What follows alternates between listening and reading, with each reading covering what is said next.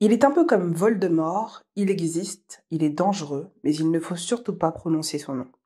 De qui s'agit-il? Il s'agit évidemment de ce bon vieux racisme. Un sujet hautement sensible et extrêmement clivant. C'est d'ailleurs assez étrange que les discriminations divisent plutôt qu'elles ne rassemblent.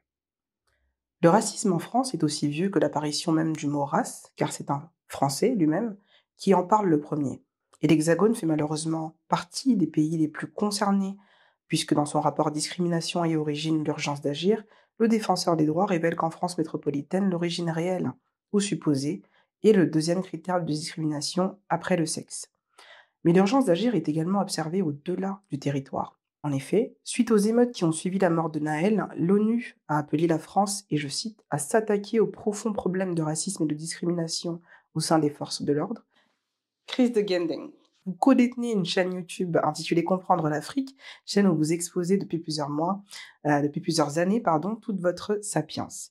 Le racisme systémique a conduit à des génocides systémiques, c'est-à-dire que sur la base d'un sentiment de supériorité, sentiment que la science a successivement validé puis invalidé au cours de l'histoire, des groupes d'êtres humains en massacrent d'autres et continuent à vivre une vie sans le moindre remords, sans la moindre once d'humanité en eux, ou peut-être uniquement avec leurs semblables. D'où vient cette propension de l'être humain à être inhumain, à hiérarchiser son humanité? D'où vient la préférence raciale et que cache-t-elle?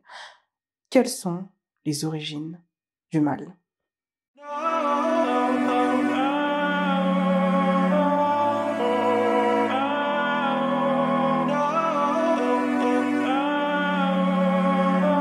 Les Trois Vers, le podcast. En 1684, le médecin français François Bernier, de retour d'Inde, utilise pour la première fois le mot race, c'est ce que l'histoire raconte, au sens où on l'entend aujourd'hui dans le but de désigner des groupes humains, notamment par la couleur de peau. Ici, l'homme blanc se définit donc comme la race supérieure. Plus tard, on parlera même de race biologiquement pure, idéologie reprise par les nazis, pour ne citer que. De facto, tous les phénotypes non blancs seraient inférieurs. Finalement, est-ce que la race existe scientifiquement? D'abord, je pense qu'il faut, pour faire simple, c'est-à-dire dire que la race elle-même va connaître plusieurs phases, mais dire que la race existe scientifiquement est quelque chose qui est totalement aujourd'hui totalement caduque.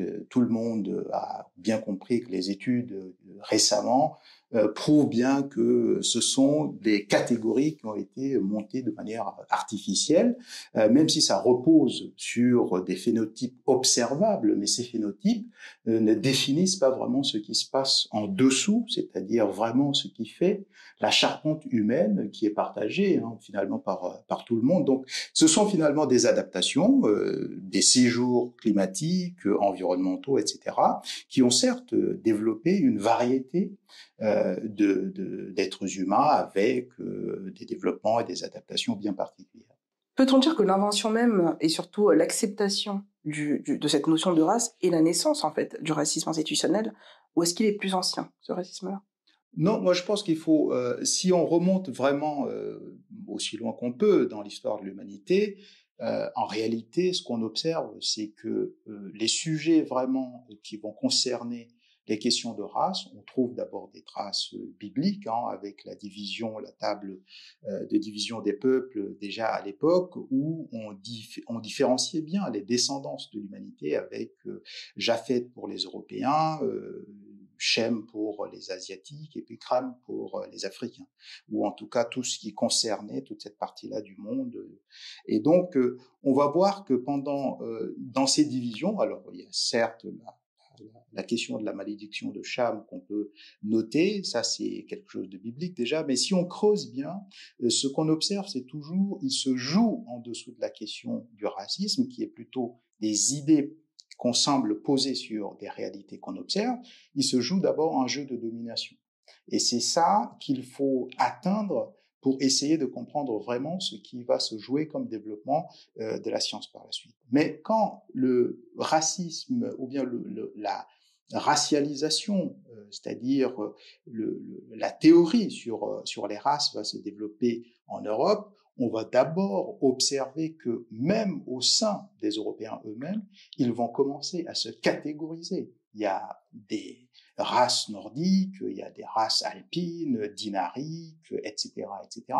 Donc les Européens vont s'appliquer à eux-mêmes d'abord ce qu'ils vont commencer à élaborer comme théorie. Et puis, par la suite, voyant que globalement, finalement, il y a une tendance à une homogénéisation de l'Europe en termes de rapport de force, ils vont exporter par la suite ces vues qu'ils avaient déjà sur le monde nouveau qu'ils découvraient au fur et à mesure qu'ils avançaient. Ce qui va aider par la suite cette facilité à continuer à appliquer ces termes, c'est qu'avec surtout le développement, la révolution industrielle de l'Europe, etc., qui va donner une certaine avance technique sur l'Europe, va faire finalement croire que ce qu'on avait comme idée était quelque chose qui était validé dans la réalité. Or, ce qui se joue, comme je le dis toujours, c'est le rapport de force.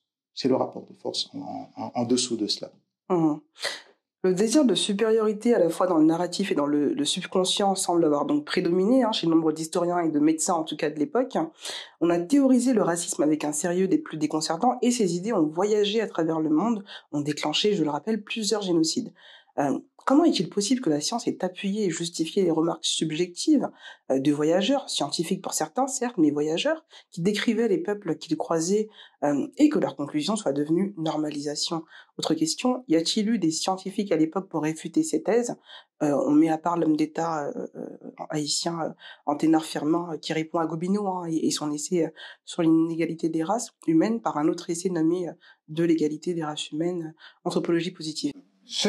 Moi, mon approche est une approche matérialiste dans le sens où, quand j'observe finalement l'histoire, la science, même si elle essaie de décrire au mieux les choses, les phénomènes, ce qu'on observe, etc., et donc le rôle bien compris de la science ne devrait pas être de prescrire, mais de se contenter de décrire. Donc expliquer le comment ou bien de ce qu'on observe.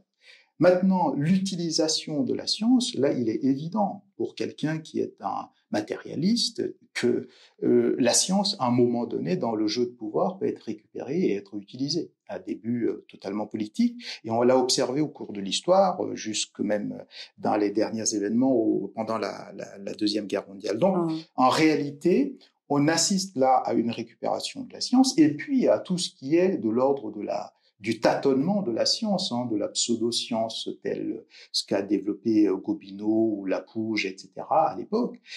Et ces évolutions sont allées si loin que ces théoriciens racialistes à l'époque commençaient déjà, par exemple, sur des critères totalement caduques aujourd'hui, tels que la forme des crânes ou bien la brachycéphalie, par exemple, dont Lapouge a accusé les Français et d'autres peuples, par exemple, d'en être quelque part les représentants et les qualifiant par la suite donc de races un peu inférieures par rapport aux races anglo-saxonnes, par exemple.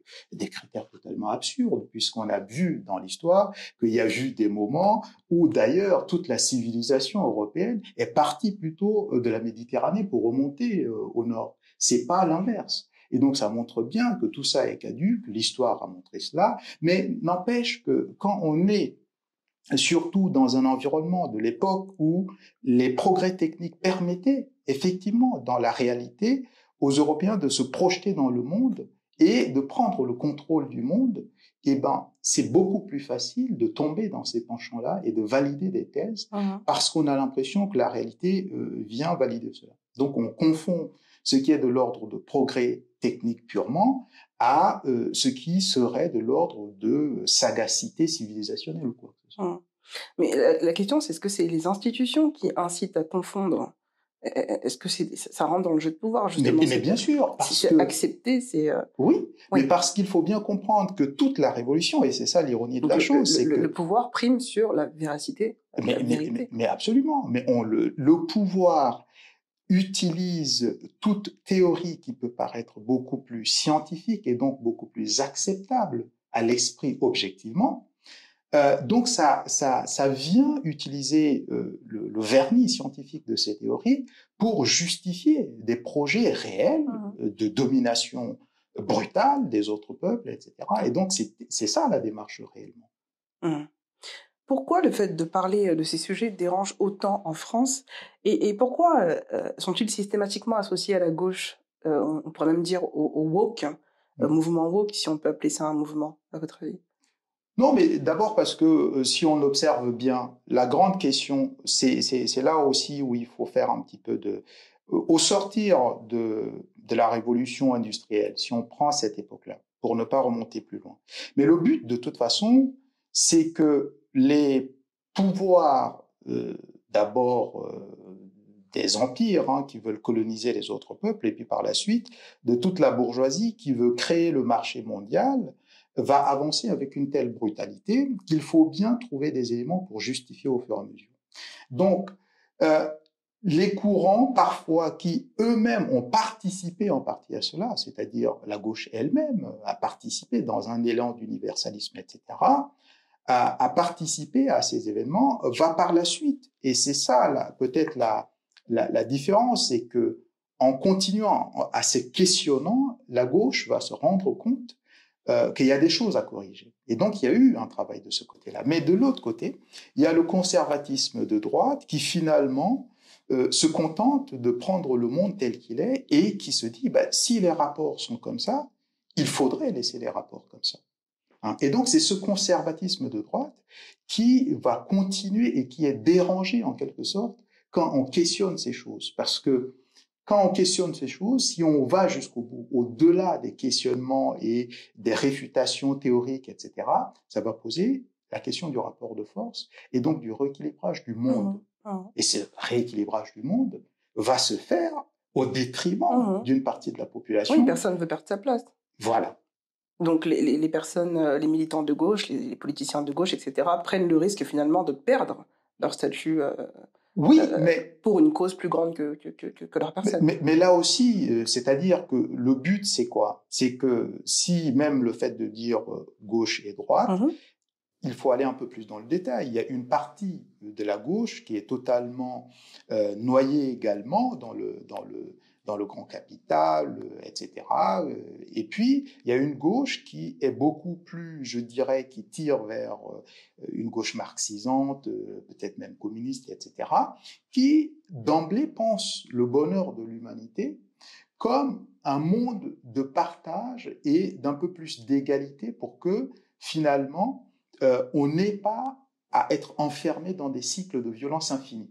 Et donc, cette gauche-là, effectivement, fait le travail, quitte à revoir son propre mode de vie un peu moins peut-être confortable, mais de manière à diminuer le taux de violence dans le monde.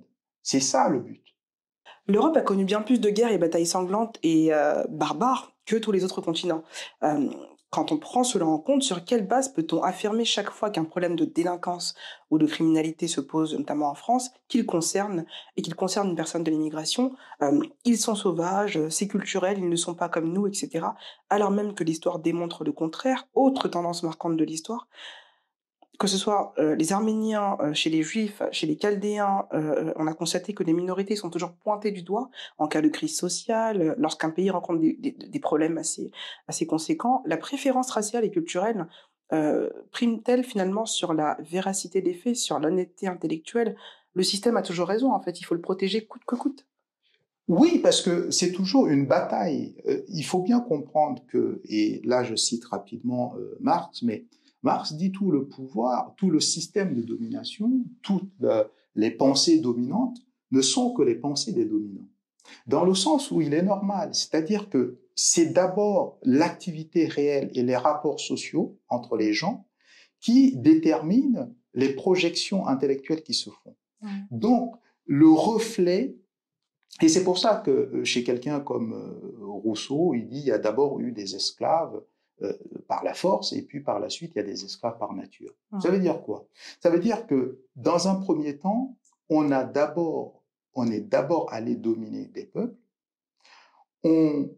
par le rapport de force brute, et puis par la suite, on construit un discours sur ces populations. Et donc, on va constater que l'Europe, par exemple, qui depuis toute l'histoire de l'Europe, vous lisez depuis la guerre de Troie, vous lisez Homère, l'Odyssée, etc., toute l'histoire de l'Europe est une histoire de guerre sanglante terrible.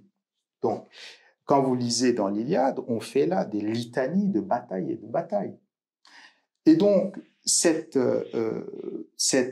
manière pas d'être, parce que je ne suis pas un essentialiste, mais ce que produit l'histoire en Europe, qui a finalement jalonné toute l'histoire de l'Europe, peut s'expliquer par plusieurs phénomènes. Mais si on résume rapidement, on voit que les conflits les plus violents ont été produits sur le sol européen, Première, Deuxième Guerre mondiale, etc., tout ce que vous voulez. Et puis, il y a toute sa partie, l'exportation vers l'extérieur, mais c'est lié aussi aux améliorations techniques permanentes. Et donc, les deux phénomènes s'alimentent, c'est-à-dire on développe des moyens de plus en plus performants pour essayer d'asseoir une domination, etc. Mais quand se produisent des guerres, les guerres deviennent plus violentes aussi parce qu'on utilise ces moyens de production pour faire la guerre également. Et donc, si on revient à la question il faut distinguer deux choses ici. Il y a ce qu'on va appeler de la violence étatique, de domination des empires, des guerres, de la violence organisée de ce type, et puis la violence intersubjective qu'on peut observer au sein des populations, au sein des individus, etc. Alors, ce phénomène, par exemple, peut s'expliquer par quoi? Par deux choses. Il y a des courants qu'on va qualifier de essentialistes qui pensent que, en fait, il y a de manière presque naturelle, biologique, génétique, un tel type de population qui va être violent. Mais et là aussi, tout démontre que c'est faux. C'est faux parce qu'il faut observer dans quelles conditions et quelles sont les habitudes qu'on crée à partir d'un certain nombre d'environnements qui va prédisposer ou en tout cas mettre les gens dans des situations de violence beaucoup plus facilement que dans d'autres cas. Et donc, on peut citer, là aussi c'est très trivial tout ce que je dis là, mais on peut citer les mêmes les mêmes jugements qu'on portait, que ce soit sur toutes les vagues d'immigration italienne, espagnole, etc., jusqu'à récemment. Et donc aujourd'hui, on est dans la phase où ça concerne plutôt des gens issus de l'ancien empire français, Afrique du Nord, Afrique subsaharienne, etc. Et donc ce discours-là va porter sur ces gens-là. Mais c'est la même chose qu'on faisait avec les Irlandais à New York ou les Italiens, etc. Pour revenir à tout ce que vous avez dit, c'est les progrès techniques ont servi ou servent à dominer, ou alors on se sent dominant parce qu'on a des progrès techniques et que les autres n'en ont pas. Il y a ici un mouvement dynamique, il y a la dialectique des deux. Par exemple, le fait que à partir, par exemple, on va dire, de 1600, par exemple, où les Portugais, les Européens vont se jeter de plus en plus dans la mer, faire la circumnavigation de l'Afrique, etc. Il est évident qu'à partir de ce moment-là, le fait d'aller découvrir tout ce nouveau monde et avoir les capacités techniques à se projeter, leur donne l'impression d'avoir un certain contrôle sur le monde. Et donc, en cas de confrontation, s'il s'avère que les moyens techniques qu'ils apportaient étaient supérieurs, il fallait justifier le pourquoi ces moyens techniques étaient supérieurs. Alors, comme on était dans le monde où les gens pensaient que par la nature, pendant longtemps on pensait que par la nature, donc on se dit, il y a une nature des choses qui est telle que ça ne devait être que comme ça.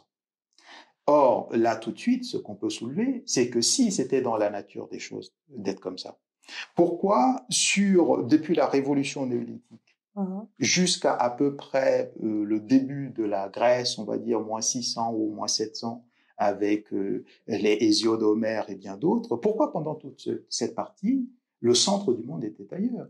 Pourquoi le centre du monde était en Égypte? Pourquoi le centre du monde était en Perse? Pourquoi le centre du monde était en Chine, etc., etc. Et donc, ce discours ne peut pas se tenir. Et donc, c'est seulement quand on restreint l'histoire à ces 500 années de domination de l'Europe sur le monde qu'on peut se permettre d'avoir ce discours-là. Mais c'est une vision qui est une vision totalement de fourmi face à la longueur de l'existence des êtres humains sur Terre. Bourdieu a théorisé la reproduction sociale, notamment le phénomène des transfuges de classe, lui-même en était un. Donc c'est principalement pour ça qu'il l'a fait. La porte-parole de l'ONU, dont on parlait en introduction, qui a récemment rappelé la France à l'ordre, est elle-même racisée, pour employer ce terme vulgaire que vous pourrez peut-être définir si vous savez ce que c'est. On a l'impression que tant que l'on n'est pas concerné par un problème, il n'existe pas. C'est comme si la plupart des gens n'étaient pas capables de prendre de la hauteur, de sortir d'une logique de binarité. Ce qui m'amène à la question suivante, le racisme n'est-il pas la quintessence du narcissisme? Et même dans ce type de discrimination, certains jouent à qui est le plus discriminé. Lorsque le mouvement Black Lives Matter a éclaté suite à la mort filmée de George Floyd étouffé pendant de longues minutes, on a vu dans le même temps, presque immédiatement en fait, le mouvement White Lives Matter émerger. Qu'est-ce que tout ça signifie? Qu'est-ce que ça révèle de notre société? Non, moi je pense que ce moi-je. Mais c'est un phénomène qui est général, puisque de toute façon, l'évolution des choses est telle que quand on prend les grandes séquences historiques, il y a eu des périodes où le monde fonctionnait surtout à base de communautés, etc., etc. Mais aujourd'hui, dans le monde occidental, l'éclatement est tel, l'individuation et l'individualisme est tel qu'on devient et on tombe dans le narcissisme qui s'explique par les phénomènes très simples des réseaux sociaux, de TikTok, etc. C'est-à-dire qu'à partir du moment où finalement chaque individu peut faire monde de lui-même, c'est-à-dire j'ai mon propre média, j'ai mon etc. Donc en fait, chaque personne se dit ce qui est important, c'est ce que je valide individuellement. Et donc, on sort totalement des grandes catégories objectives où il y a des choses qui sont vraies parce qu'il y a un développement... Pardon si je peux corriger. Là, c'est quand même des réflexions de groupe. Hein. C'est un groupe de blancs qui répond à un groupe de noirs. Nous aussi, notre vie compte. Oui, donc absolument. C'est plus une réflexion individuelle, si vous voulez. Absolument, mais parce que, en fait, cette fragmentation, c'est que les gens ne développent plus des réflexions sur le fond. Hein. C'est-à-dire, le fond, c'est quoi? Je ramène toujours à la question du rapport de force et qui se joue. Ce rapport de force, comme on ne l'attaque pas de front, qu'est-ce qu'on fait? On reste dans ce que moi j'appelle la cosmétique, parce que au fond, les blancs, les noirs, les asiatiques, etc., ce sont des catégories totalement narcissiques, parce que derrière ça, si on veut simplement dire, OK, ce qui est important, c'est de défendre les Blancs. Bon, mais dans les Blancs, il y a beaucoup de cassures sociales entre eux également. Et donc, les Blancs n'ont pas attendu les Noirs pour s'opposer entre eux. Donc, c'est pour ça que je dis, on retourne à une espèce de narcissisme identitaire qui reste sur la surface et n'affronte pas les problèmes de fond. Parce que les problèmes de fond, c'est quoi? Et là, on vient. C'est les questions de perception. Pourquoi, fondamentalement, les Noirs aux États-Unis en sont arrivés à se dire quelque chose de très simple, qui est que la vie d'un Noir compte. Mais la vie d'un homme compte. Mais pourquoi ils sont arrivés à préciser cela? C'est parce que c'est le résultat de toute l'histoire qu'ils ont traversée. Et qu'ils sont encore obligés, quelque part, d'exprimer cette vérité qui est une vérité banale.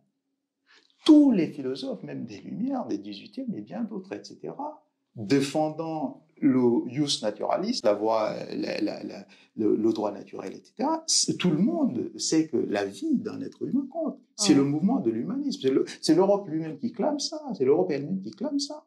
Donc, les gens qui ont dit Black Lives Matter, a priori, tout le monde ne le sait pas. Je veux dire, assassiner quelqu'un les mains dans les poches, l'humanité ne concerne pas tout le monde. Mais parce que... Elle est ségrégationniste, cette humanité, comme je disais. Mais parce que dans le rapport de force, c'est-à-dire... Il n'y a plus d'humanité dans le rapport de force. Mais justement, c'est ça. C'est pour ça que je dis c'est un produit historique. C'est-à-dire que comme le rapport de force qui a créé cette déshumanisation, on n'a pas questionné cette question jusqu'au bout. Donc, on trompe les gens sur des questions esthétiques, sur des questions qui sont de l'ordre du vernis qui est dessus. Et c'est pour ça qu'il faut aller dans un questionnement sérieux, il faut aller jusqu'au bout.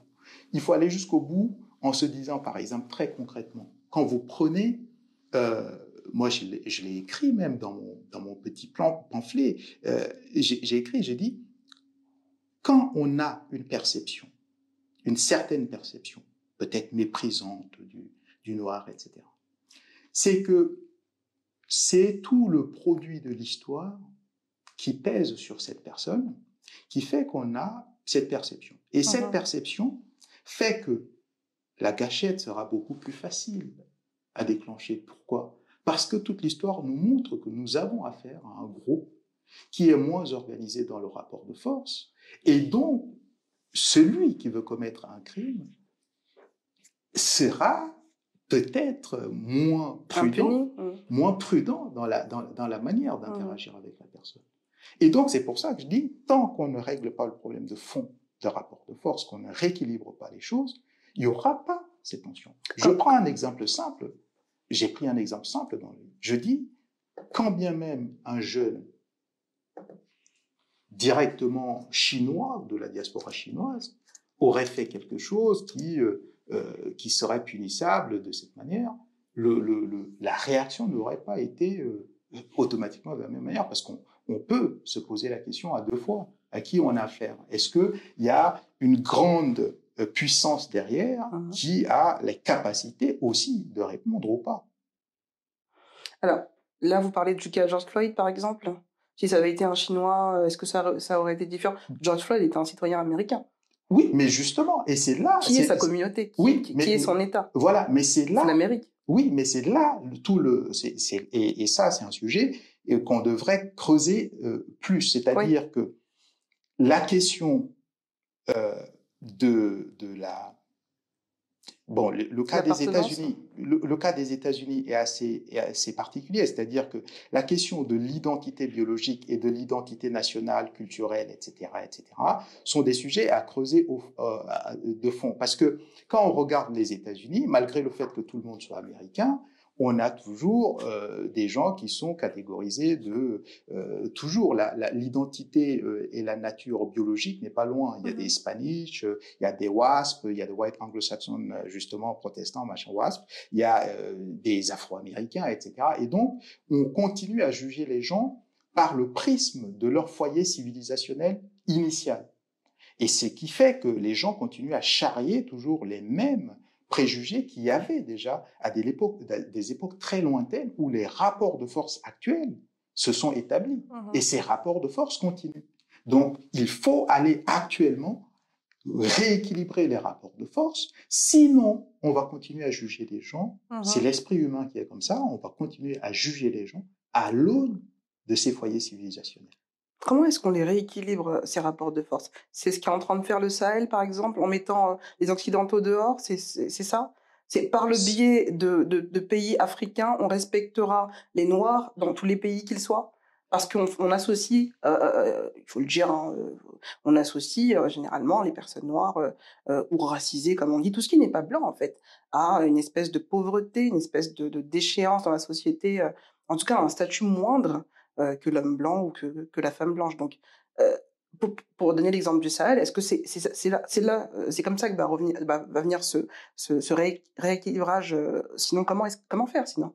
Oui, c'est-à-dire qu'il n'y a pas d'État noir à l'américain, il est chez lui en Amérique. Oui, mais de la même manière qu'on va dire qu'un Sud-Africain blanc, il est chez lui quelque part, on peut dire ça. Bon, le problème, c'est que pourquoi on va avoir un regard assez spécial sur ce Sud-Africain blanc? Parce qu'il y a le rapport historique. Comment il est arrivé, comment il s'est installé dans ce pays-là, il continue à porter.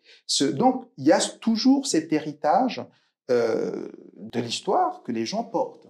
Et donc, ça n'efface pas tout. Et c'est pour ça que la solution, si on veut dézoomer et voir large, c'est qu'il va falloir qu'à un moment donné, on rééquilibre les rapports de force dans le monde, de manière générale, pour que finalement, globalement, les gens puissent avoir de nouvelles visions des uns et des autres. Et à partir de ce moment-là, ce sera beaucoup plus simple, donc par effet presque boomerang, beaucoup plus simple de régler les problèmes qui sont internes à des pays tels que la France, les États-Unis, etc. Donc la chose est obligée de passer par un truchement, c'est-à-dire il faut aller réparer. Mais quand j'emploie réparation, c'est-à-dire ça peut se faire par les luttes comme au Sahel et bien d'autres, etc. Mais il faut donc rééquilibrer sur le terrain où les rapports de force déséquilibrés se sont faits au moment où les peuples se sont rencontrés, pour par la suite revenir les terminer dans les territoires où ces peuples vivent finalement ensemble. Et c'est ça le travail. Il est long, il n'est pas à résultat immédiat, etc. Mais si on veut aller au bout du bout, c'est par ce moyen-là. Ça m'amène à ma question suivante. Justement, ce rééquilibrage, s'il se fait, par exemple, si les pays du tiers-monde, reviennent dans la course, on va dire, est-ce qu'il y a pas un risque d'avoir cette fois-ci un vrai racisme anti-blanc? Je veux dire, le rapport de force, il existe d'un côté ou de l'autre. Oui, mais la différence, ce qu'il faut comprendre d'abord, c'est que l'Europe, finalement, l'Europe de l'Ouest essentiellement, qui s'est déversée sur le monde, l'Europe de l'Ouest est finalement une petite famille. C'est deux tribus, pour parler un peu péjorativement si on veut, ou bien c'est deux ethnies. C'est globalement des Latins et des Germains ou des Anglo-Saxons germains. Bon, ce sont ces gens-là qui ont passé leur temps à se faire des batailles. Depuis les guerres napoléoniennes, etc., jusqu'à la Deuxième Guerre mondiale, tout ce qu'on veut. Et donc, c'est quand même un petit groupe restreint. Pour le reste du monde est assez varié. Donc, on a le monde globalement qu'on peut appeler le monde noir, on peut appeler le monde moyen-oriental, etc. Mais il y a un monde chinois, il y a un monde indien, etc. Et donc, finalement, je ne pense pas, malgré l'histoire et malgré des fronts communs qui se sont passés au moment des colonisations, par exemple, pour faire barrière à l'envahissement de l'Occident, etc. Je ne pense pas qu'il y aurait comme ça un front uni anti-européen dans ce monde-là. Parce que par vengeance. Et les autres peuples entre eux-mêmes sont traversés par beaucoup de différences aussi. Je prends par exemple un exemple simple, le cas des Indiens et des Sud-Africains. Il y a eu des fronts communs avec Mandela pour lutter. Il a des très proches amis qui sont issus du sous-continent indien, qui ont accompagné tous ces mouvements de bataille. Mais en même temps, les colons, et même Gandhi a eu des mots très malheureux à l'encontre des Noirs, etc. Et donc, ces populations eux-mêmes sont traversées par des différences. Je ne parle même pas de toute la partie arabo-musulmane avec les grands conflits qui ont eu lieu au niveau de l'Afrique et du Moyen-Orient, etc. Donc, on ne peut pas, je pense, trouver vraiment... Il y aura peut-être une revanche plutôt économique, d'ordre économique, etc. Mais je ne pense pas qu'il y ait une théorisation comme ça, uniformisée, contre le blanc qui va avoir lieu. Le principe d'assimilation est avant tout culturel en France. Alors, faut-il s'appeler Corinne au lieu de Absatou, par exemple, comme le défend Éric Zemmour, qui a lui-même changé son nom? Selon vous, le sentiment d'appartenance à une nation doit-il se matérialiser par ce type de démonstration? Et puis, je vais rajouter une autre question. Est-ce qu'on peut s'assimiler sans se renier? Alors, sur ce point-là, si vous voulez... Est-ce que ça fonctionne, le fameux principe de l'assimilation? Le principe de l'assimilation est devenu un principe où est devenu une espèce d'oxymore à partir du moment où le monde se mondialise. C'est-à-dire que surtout pour les Français, le problème est totalement un oxymore. Pourquoi? Parce que on ne peut pas parler à la fois d'universalisme vendu par les Lumières, etc., et tout ça, et de l'autre côté, avoir une espèce de nationalisme qui demanderait à ce que finalement l'homme se fonde dans un creuset culturel particulier, parce que on est là dans une espèce de contradiction. Et c'est ce problème-là qui se pose en France. Et donc, quand les politiques l'utilisent, tels que Zemmour, etc., en réalité, on peut aller un peu plus loin. C'est-à-dire que si on joue le jeu de Zemmour, on peut aller plus loin. On peut aller plus loin, pourquoi? Parce que Zemmour définit la France à partir d'une certaine époque. Mais allons plus loin. Allons plus loin à partir des premières fondations de la France avec les Francs directement. Et à partir de ce moment-là, on se rendrait compte que la réalité voudrait finalement que même le nom Jacques, mais le nom Jacques, ça vient de Jacob, donc c'est un nom juif, venu par le truchement de la Bible, etc. Donc c'est parce que l'Europe, à un moment donné, est devenue chrétienne que ces noms ont commencé à se répandre. Donc, à partir de quand on va dire que ces noms sont légitimes? Est-ce que finalement, les ancêtres germains, les Childériques, c'est ça les vrais noms des Francs? Les Childériques, les Clotaires, etc. Voilà les noms des Francs qui ont fondé d'abord, parce qu'il y a d'abord le royaume des Francs, avant de devenir le royaume de la France, la Rex française. Donc, ça veut dire qu'il y a un mouvement qui s'opère ici. Et donc, la France est prise dans la contradiction qui est de dire on vante l'universalisme, mais en même temps, il faut préserver un certain vernis culturel propre nationaliste. Et c'est là où le problème se pose. Donc, si on a accepté, parce que le christianisme est arrivé en France, on a accepté des noms tels que tous les noms que les gens portent, tous les noms qui sont passés dans le langage courant aujourd'hui. Joseph, c'est Youssouf, c'est le Yosef hébreu, etc. Tous les noms.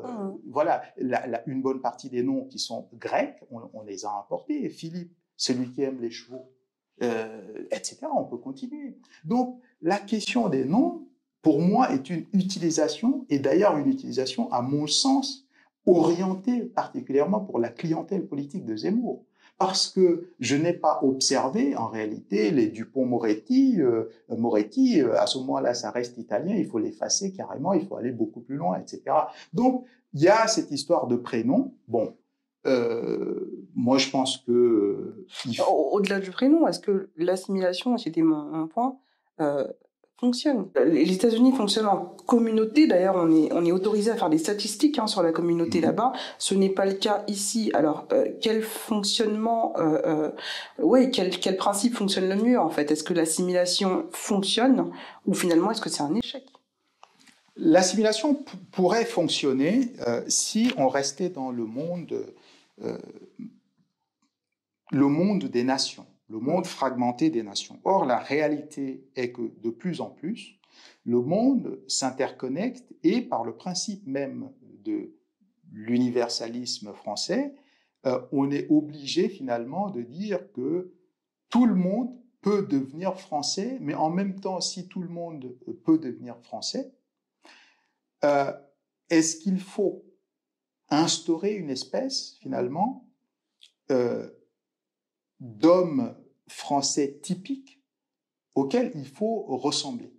Ou est-ce que la France, en intégrant et d'ailleurs en envahissant le monde, a fait d'autres territoires, d'autres peuples directement des Français? Et à partir de ce moment-là, ça veut dire que si on accepte que l'ancienne Afrique équatoriale française, l'Afrique occidentale française, tout ça, pendant un temps, était globalement dans l'Empire français, à ce moment-là, les gens devenaient des Français. Mais s'ils devenaient des Français, est-ce que ça veut dire qu'il faut nier tout de leur passé pour en faire des Français? Non. Moi, je pense que la France est prise dans cette contradiction entre l'universalisme et le côté national où il y a une culture propre nationale auquel il faut s'adapter, etc., etc. Et donc, la question ne peut se régler qu'en tranchant, est-ce qu'on revient dans un monde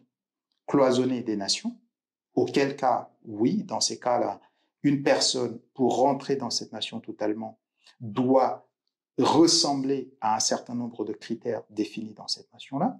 Mais si on accepte également que les humains sont pareils et qu'ils se ressemblent, etc., qu'on ouvre à partir de là, c'est très compliqué de dire à quelqu'un que pour être français, il faut être exactement ceci. Oui, c'est très compliqué de dire à un Guadeloupéen, à un Martiniquais, que pour être français, il faut être blanc et catholique. Mais c'est une impossibilité, même technique, biologique, il ne peut pas. C'est pour ça que, en fait, si vous voulez, la question, il ne peut pas, biologiquement déjà, c'est pas possible, et c'est pour ça qu'on fonde sur cette espèce de ressemblance plutôt culturelle, etc. Le problème, c'est que, à partir de quand Le raisonnement de Zemmour est un raisonnement qui est bloqué parce qu'on n'intègre pas la dialectique là-dedans, dans le sens où, par exemple, un Italien d'avant les découvertes, c'est un Italien qui ne prend pas du café. Mais aujourd'hui, l'Italie est associée au café. On ne cultive pas du café en Italie. Mais ça veut dire quoi? Ça veut dire que l'identité même immatérielle de l'Italien Mhm. a évolué également. Mhm. Oui, en fait, ce que je voulais dire, c'était surtout par rapport aux racisés, aux personnes noires, etc., qui vivent en France, euh, qui est plongé entre plusieurs cultures, entre plusieurs citoyennetés. Certains Mhm. vantent carrément les mérites du colonialisme, Mhm. de l'esclavage, etc. Mhm. C'est ça les conséquences de l'assimilation, en fait. Oui, mais ça, il faut. C'est ça le but? Non, le but, moi, je pense que, et là, les gens, il y a beaucoup de gens qui se trompent, c'est-à-dire que il y a toujours ce phénomène de dire, en gros, c'est être un peu plus royaliste que le roi, etc. C'est-à-dire qu'il y a des gens qui, dans une espèce de zèle d'intégration à l'infini, vont se mettre à défendre des positions qui sont simplement des positions humainement difficiles à défendre ou moralement difficiles à défendre, dans le sens où pendant qu'il y avait des massacres, etc., les Français eux-mêmes, c'est-à-dire il y a une partie des Français qui étaient contre tout ça aussi. Donc on peut très bien faire le choix également de s'assimiler en tant que racisé, comme vous le dites, le terme que j'aime pas utiliser, d'ailleurs, si on a le temps, je dirais pourquoi, etc., mais le terme, les Français issus des autres continents, Afrique, le Moyen-Orient et d'autres, etc., c'est que peuvent bien faire le choix de s'intégrer en ressemblant à d'autres Français qui étaient contre. Et le problème ici qui se joue, c'est parce que les gens eux-mêmes se sentent pas légitimement français s'ils ne se mettent pas à défendre en fait les points de vue les plus réactionnaires possibles. Mais c'est pas vrai. On peut accepter en se disant moi je suis français, mais je suis français qui veut ressembler, par exemple, à Lafargue, un communiste qui était contre toutes les colonisations possibles, etc., etc. On peut choisir ces modèles français. On n'est pas obligé, pour être français, de ressembler à Zemmour, forcément. Il n'y a pas un prototype du français. Eh oui, mais c'est ça la richesse aussi. La France est plurielle. Voilà, c'est ça la richesse aussi de la France. C'est qu'il y a cette possibilité, donc on peut faire le choix. Il y a des Sud-Africains blancs qui ont fait l'option plutôt de lutter auprès de Mandela pour ressembler à Mandela et non pas ressembler à leurs ancêtres qui sont allés coloniser l'Afrique du Sud. Ouais, alors l'apartheid est un bel exemple justement de la cohabitation, est-ce que ça fonctionne ou pas. Vous qui connaissez bien l'Afrique, notamment la région du Sahel, il y a toujours eu des mouvements de population sur ce continent. Comment est-ce qu'ils cohabitent en fait? L'assimilation est-elle un projet trop ambitieux ou tout à fait réalisable quand on prend le modèle de ce qui a été déjà fait sur le continent africain notamment? L'assimilation... je veux dire, oui, le fait de cohabiter, quoi. En se fondant, en adoptant les codes culturels des indigènes. L'assimilation est compliquée parce que c'est un processus long. C'est un processus long et qui normalement demande un temps assez long pour se faire petit à petit. Et quand on observe bien des populations dans le monde, se sont petit à petit assimilées, etc. Mais c'est un processus qui est long, d'autant plus que quand on a des grands groupes, des grands nombres de personnes, ça se fait de manière très lente. Et donc, c'est pas le temps politique. Le temps politique, c'est comment je capitalise sur le petit gars qui a fait un problème là au bout de la rue, comment rapidement je photographie la situation et je dis voilà, il est comme ça, il est de tel, et donc c'est à cause de ça qu'il y a des problèmes. Donc il y a cette récupération politique qui n'est pas le temps de l'assimilation ni de l'intégration, etc. Donc ça, c'est un problème qu'il faut noter. Maintenant, est-ce que c'est ambitieux? Oui et non. C'est ambitieux dans le temps court politique, on se dit oui, ça va prendre trop de temps, c'est ambitieux, etc. Mais en même temps, c'est une tendance naturelle des êtres humains. C'est ça aussi la réalité. C'est que à la longue, et c'est pas moi qui le dis, c'est Rousseau qui le dit dans L'origine des langues, à la longue, tout homme se ressemble, finissent par se ressembler. C'est ça la réalité. Oui, alors à la très longue, ça prend du temps. Ça prend du temps. Ça prend du temps. Et donc c'est pour ça qu'on ne peut pas il y a le temps politique qui est le temps court de régler les choses, Oui. etc. Machin. Et puis il y a le temps long qui fait que naturellement, assez naturellement, les êtres humains vont finir par se ressembler. Donc, pris dans le piège de tout ça, les gens aujourd'hui hésitent entre le retour à un vivre côte à côte communautaire ou continuer à persister en une espèce d'assimilation. Or, et c'est là le problème, c'est que cette assimilation finit par agacer parce que c'est une assimilation qui est vue justement comme que dans un sens. Et c'est là tout le problème. C'est-à-dire que les gens se posent des questions.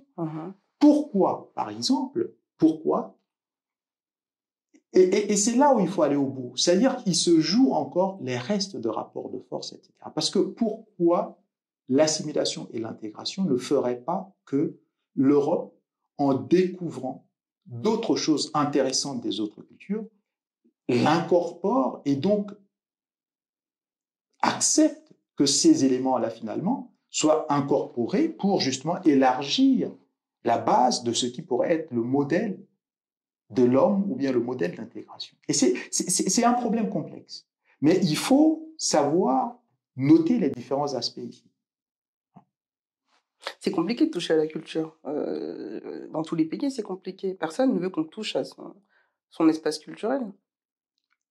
Mais on revient à la question du narcissisme des gens. C'est-à-dire que le problème, c'est quoi? Le problème de la culture, c'est que là aussi, c'est parce que les gens n'ont pas de point de vue matérialiste des choses.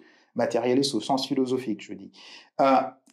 La culture n'est que le produit d'un vécu environnemental, etc., et qui, au fur et à mesure, a été, etc. Et donc, en réalité, la culture n'a cessé d'évoluer. C'est pour ça que parler de culture française, ça veut dire quoi? Ça veut dire il faut parler depuis les premières fondations des Francs jusqu'à... et donc, ça veut dire quoi? Ça veut dire que c'est une longue période historique, il faut essayer de... Mais le problème, c'est que les politiques choisissent la culture qui les arrange, on modélise ce qui nous arrange et on propose ça et on se restreint à ça. Or, quand on parle de culture, je descends aujourd'hui dans le Sahel. Qu'est-ce que je peux distinguer à proprement parler comme culture africaine du Sahel et qu'est-ce que je peux identifier comme culture arabo-musulmane importée? C'est un mélange des deux. On est déjà dans une synthèse de ces deux cultures. Donc, ce que j'observe au Sahel, c'est ça. Et ça continue encore à évoluer. Ce qu'on observe en France, c'est pareil. Je reprends encore les exemples très anecdotiques de ce que je disais.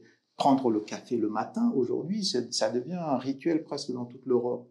Mais pendant des milliers d'années, les Européens n'ont pas pris de café. Ils ne l'ont ramené que d'Éthiopie, d'Afrique, etc., à partir du moment où ils sont partis coloniser. Et donc, pour beaucoup de choses, on peut parler de ça. Le cacao, le chocolat, etc. Ce sont les aventures en Amérique du Sud qui a permis aux Européens de changer. Oui, mais d'aucuns disent que l'aventure est terminée. Là, il faut se poser. On n'est plus nomade, on est sédentaire et maintenant on veut des normes. Voilà. Mais c'est une fois de plus, ce sont l'histoire va faire en sorte que les gens, je ne comprends pas. C'est-à-dire que le temps de se poser, l'histoire ne se pose pas. L'histoire continue. Et les êtres humains, à partir du moment où, en fait, on ne peut pas défaire ce qu'on a déjà appris. Voilà. C'est-à-dire que les choses vont évoluer différemment. Et c'est pour ça que je ne suis pas un nostalgique. Je ne suis pas un conservateur maladif.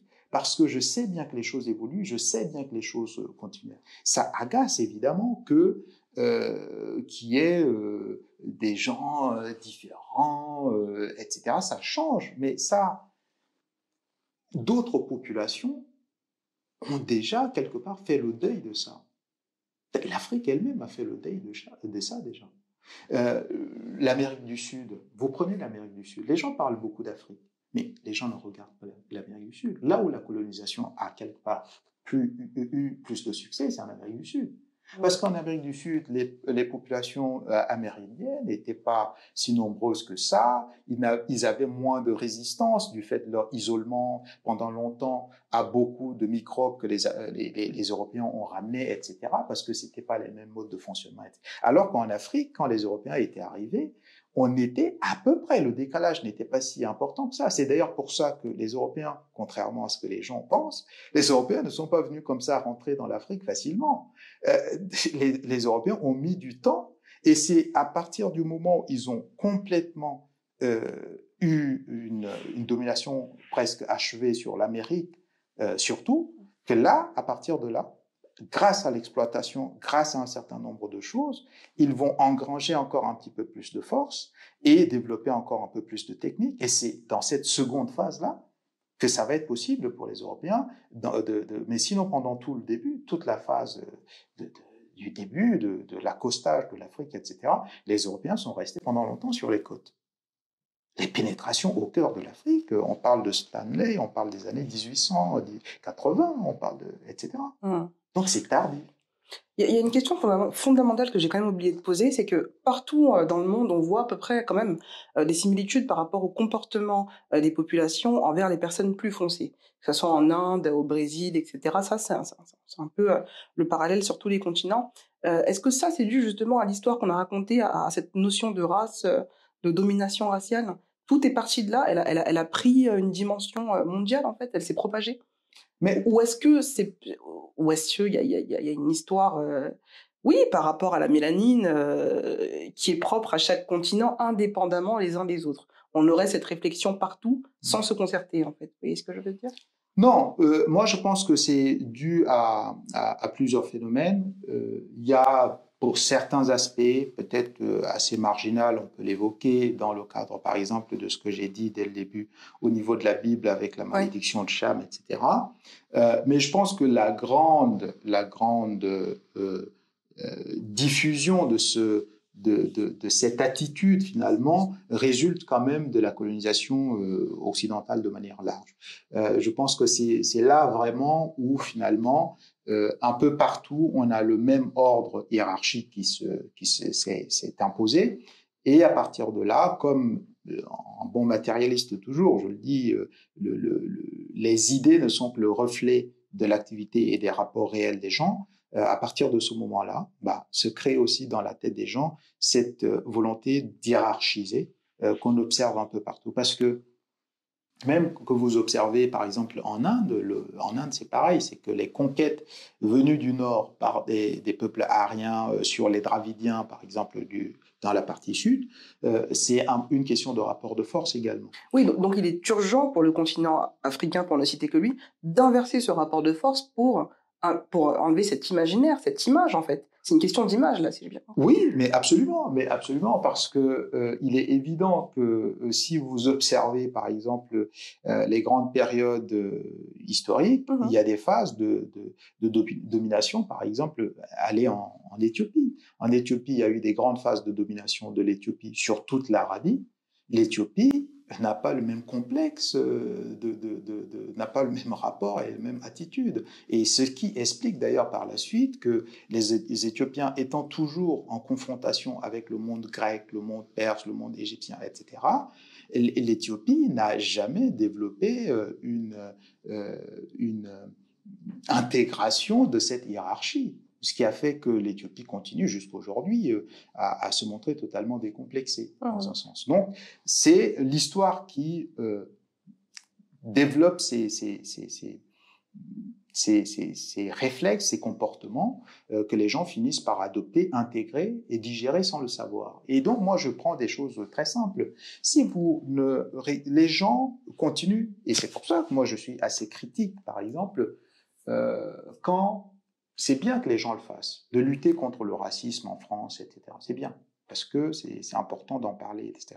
Mais tant qu'on reste qu'au niveau des idées, ce n'est pas ça qui va régler le fond du problème. On ne peut pas, c'est-à-dire qu'on pourra tout régler en termes de racisme, dire oui, bon, on ne dit pas tel mot à un noir, machin, il m'a appelé tel, donc oh là là, scandale, machin, mais le problème, c'est que même si demain, tous les Français biologiquement blancs cesse de dire quoi que ce soit, traiter quoi, etc., même s'il cesse ça, le simple fait qu'il y ait quelque part en Afrique un pays qui souffre et que les images d'un enfant affamé finissent dans le métro parisien rappellent, quel que soit le niveau de la Premier ministre qui est noire ou le président qui est noir, le ramène au foyer civilisationnel et ça crée un imaginaire toujours sur cette personne. Donc il faut régler le problème de fond. C'est le problème de rapport de force. Oui, et c'est là où les institutions interviennent.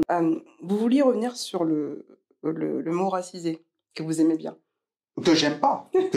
Oui, j'ai bien compris que c'est l'humour. Non, mais qu'est-ce qu'il veut dire, ce mot qu'on entend partout, un peu comme le mot woke? Non, parce que le mot, déjà, musicalement, ça rappe. Et c'est pas beau, donc ça c'est purement esthétique, hein. C'est un commentaire purement esthétique. Et puis deuxième chose, qu'est-ce qu'il veut dire? Racisé, oui. Ça me place directement en position de victime dans le sens même grammatical. C'est un mot, c'est un participe passé. Il a été racisé. Donc ça veut dire que c'est comme si quelqu'un déjà a un droit sur moi de me raciser ou pas. J'ai l'impression d'être une espèce de bout de planche qu'on râpe. Ça m'évoque ça, c'est-à-dire il y a le côté vraiment rappant, il y a le côté ça racle quoi ce mot et pour moi il est pas beau, purement esthétiquement d'abord, et puis deuxième chose c'est qu'il place quand même dans une dimension passive que je refuse totalement. Donc personne ne m'a racisé. Je suis un être humain complet, total, biologiquement ayant un héritage biologique, etc., du fait de mes ancêtres, qui me range dans la catégorie biologique des gens mélanodermes et qui peut épouser, si tant est peut épouser la production culturelle française totalement, parce que j'ai la capacité de me saisir de ça, etc. Donc je navigue dans un environnement où je suis totalement, je ne laisse le droit à personne de me raciser. Je n'accepte pas ce terme. Un dernier mot, rapidement, c'est-à-dire que tant qu'on ne creuse pas et qu'on ne pousse pas la critique de la question raciale jusqu'au fondement et à l'infrastructure qui est en dessous de ça, on reste là dans la critique des idées qui ne sont que les reflets et qui ne sont pas la réalité du monde. Donc il faut atteindre ces profondeurs, aller au-delà de l'écume des choses et aborder la question du rapport de force dans le monde. Et c'est ça qui va faire que si les Irlandais continuaient à mourir de famine comme à l'époque où ils partaient aux États-Unis, jusqu'aujourd'hui, on va continuer à les mépriser aux États-Unis. Donc, c'est parce qu'aujourd'hui, l'Irlande est devenue là où tout le monde fuit le paradis fiscal, que tout le monde fuit les GAFAM et autres, aller se planquer, etc. Et donc, ça veut dire que c'est cette réalité qui a fait que les choses ont changé. Hier, c'était le cas des Chinois. Je peux vous sortir un titre des journaux qui caricaturaient les Chinois. Les Chinois n'ont même pas fait une seule manifestation. Moi qui habitais à l'époque là dans ma petite chambre de bonne d'étudiant dans le 8e, je passais devant les grands magasins parisiens. Il n'y avait pas de vendeurs chinois parce que ça reflétait à l'époque les moyens des Chinois. Mais quand les Chinois ont développé et sont devenus la grande usine du monde et qu'ils envoyaient des cars entiers de touristes à Paris prendre des photos et finir par la suite aux Galeries Lafayette et bien d'autres grands magasins, comme par magie, voit apparaître des vendeuses chinoises qui parlent mandarin, cantonais, partout. Partout. Donc, c'est ce rapport de force qui a changé le visage en France de la question de la discrimination des Chinoises à l'emploi ou pas. Voilà. Très bien. Donc, finalement, on ne respecte que le capital. C'est ce que vous voulez dire, hein? On respecte le capitalisme. On respecte le capital dans ce monde capitaliste, mais fondamentalement, derrière le capital en tant que tel, on respecte, in fine, quand même, le rapport de force lui-même. Le rapport de force, il est à quel niveau? Et le rapport de force, il n'est qu'entre États. Et c'est pour ça qu'il faut distinguer le racisme On parle de quelle institutionnel... force économique, militaire? Mais c'est la force militaire et économique sont imbriquées. Oui. La marine, l'histoire de la marine, c'est quoi? C'est l'histoire de la guerre et de l'économie en même temps. C'est parce qu'on a voulu protéger les navires marchands qu'on a développé la marine. Donc l'histoire de l'armée, c'est comment on contrôle les mers pour faire circuler le commerce. Donc on ne peut pas parler de capital sans son bras armé, qui est la marine, qui est le machin, etc. Les batailles, le canal du Panama qu'on a percé, le canal de Suez, etc. Tout ça, c'est l'histoire du contrôle du commerce mondial. Et le contrôle du commerce mondial, je ne parle même pas des guerres anglo-hollandaises, etc. C'est que des batailles comme ça. Et donc, on ne peut pas distinguer le rapport de force militaire et le rapport de force économique. Chris de Gending, merci d'avoir participé, d'avoir accepté cet échange. Auditrices et auditeurs, merci de l'avoir écouté jusqu'au bout. N'hésitez pas à donner votre avis. À bientôt. Merci beaucoup.